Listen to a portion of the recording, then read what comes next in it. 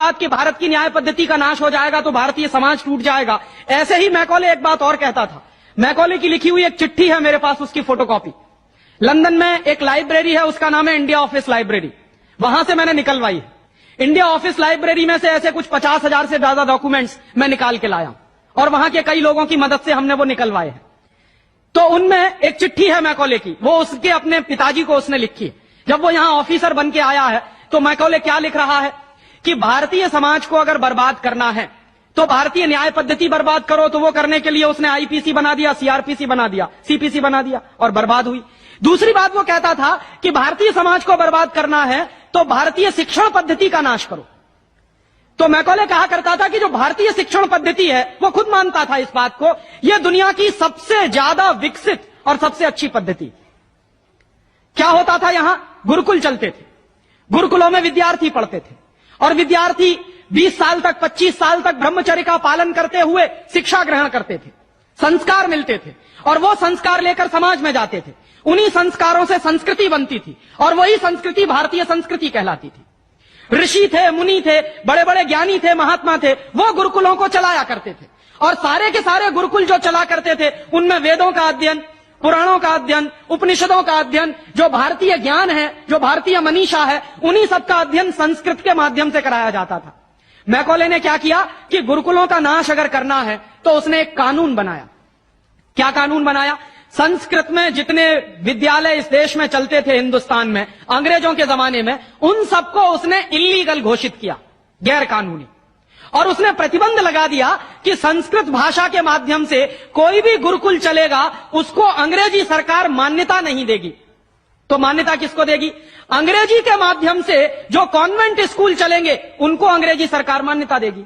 और उसके लिए बाकायदा उसने कानून बनाया। उस कानून का नाम है इंडियन एजुकेशन एक्ट। और यह इंडियन एजुकेशन एक्ट लागू हुआ 1858 में, आज से लगभग 140 साल पहले। तो 140 साल पहले जो कानून लागू हुआ था अंग्रेजों के जमाने में, वही कानून आज भी चल रहा है। उस कानून के आधार पर मैकॉले ने क्या किया? संस्कृत के माध्यम से चलने वाले गुरुकुलों को बर्बाद कर दिया, कानून बना के उनको बंद करा दिया। जो उनमें अध्यापक होते थे, गुरु होते थे, उनको मार पीट कर अंग्रेजी सरकार जेल में बंद करती थी। जो विद्यार्थी अध्ययन के लिए जाते थे उनको रोक दिया जाता था, उनका अध्ययन ना होने पाए उसके लिए समस्याएं खड़ी की जाती थी। और दूसरी तरफ कॉन्वेंट स्कूल चालू कर दिए और उसमें अंग्रेजी के माध्यम से शिक्षण देना शुरू किया।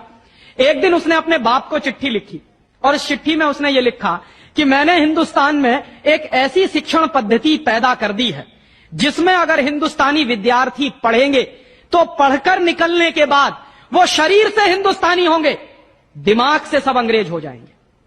वो देख रहे हैं, अभी देख रहे हैं। तो शरीर से हिंदुस्तानी और दिमाग से अंग्रेज। तो मैकॉले दूसरी बात लिख रहा है उस चिट्ठी में कि जब वो शरीर से हिंदुस्तानी और दिमाग से अंग्रेज हो जाएंगे तो अंग्रेजों के हिसाब से सारे काम करेंगे।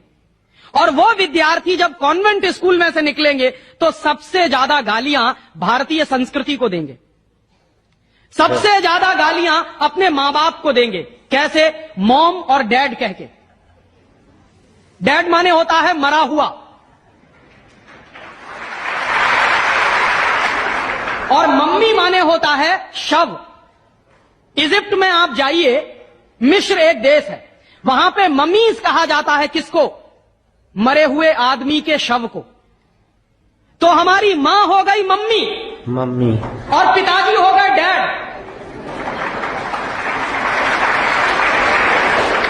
आया कहां से ये? मैकॉले ने डाल दिया हमारे दिमाग में।